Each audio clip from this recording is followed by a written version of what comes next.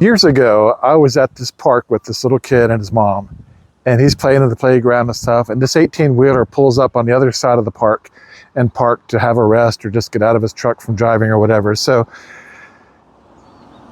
the little boy spotted this 18-wheeler, and I said, "Hey, look, there's an 18-wheeler over there. You want to go take a look at it?" And he's like, "Yeah."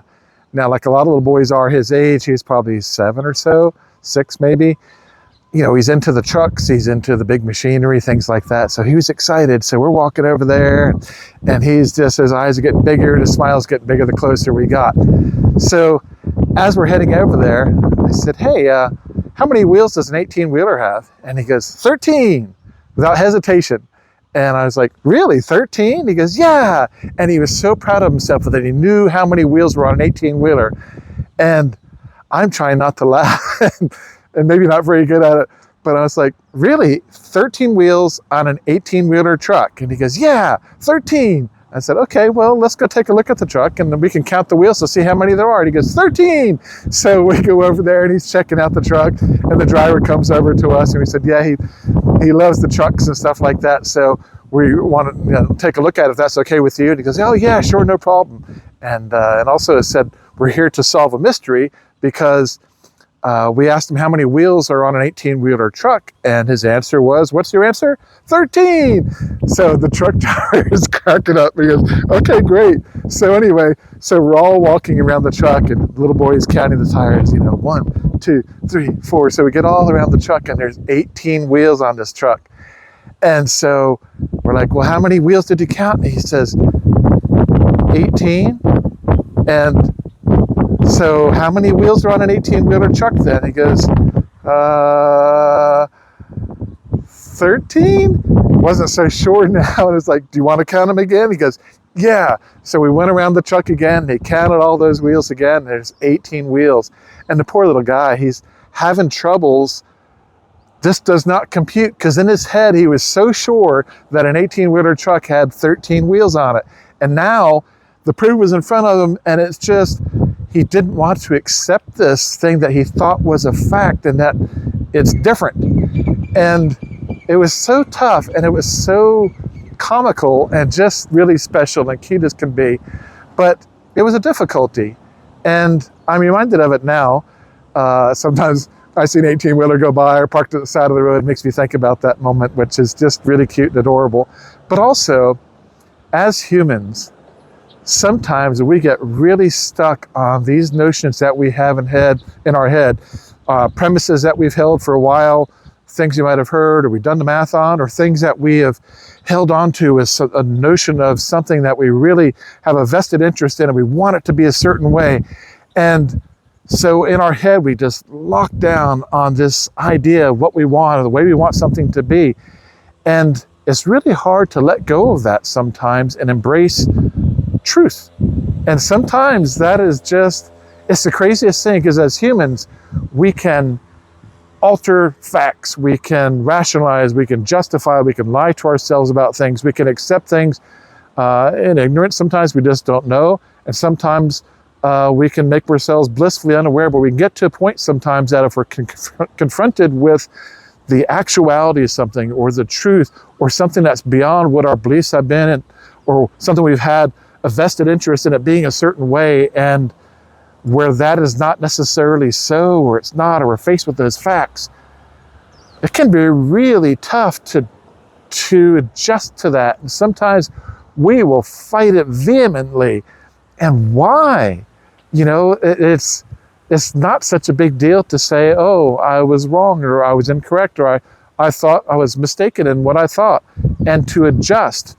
But the reason why we can't sometimes is because we have told ourselves a story and envisioned a story, envisioned the way something's going to be based upon that story. There's a multitude of things, but generally there is some sort of story or something we're telling ourselves that does not let us readjust for truth and for reality of what that is. And as humans, we do this all the time. I think everybody does it about something in their life, and we probably always will to our dying day.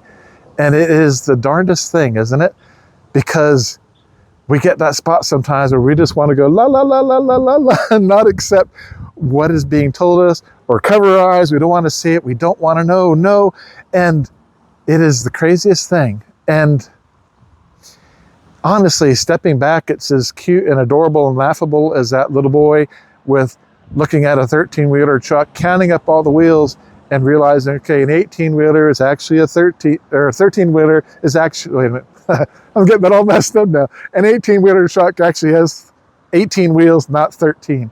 And that's kind of the nuts and bolts of it, isn't it? It's like, okay, whatever we were thinking wasn't what we thought it was, or the story we had told ourselves, the things we believed, the whatever it was isn't necessarily the way it is. And to adjust to that is tough. And the more we get invested in the story that we've attached to it, the harder it is to let go of that.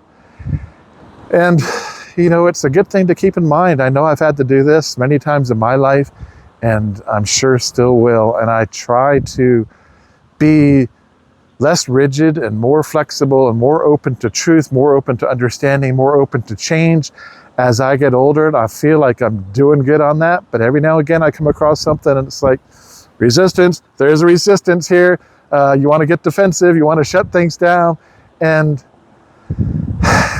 there's no point in resisting that. We need to embrace truth and change in whatever form it may be, and sometimes that is difficult. Sometimes there can be a big process in grieving or letting go of the notions that we had and the thoughts and the stories we told ourselves about things. But whatever it is, truth and embracing truth is always worthwhile. And when we do so and look back on it, we think, why was that so hard? Why was that such a difficult thing? We can laugh about it and have relief from it. And that's a really cool thing to be on the other side of that, where we're now embracing truth, embracing reality, realizing that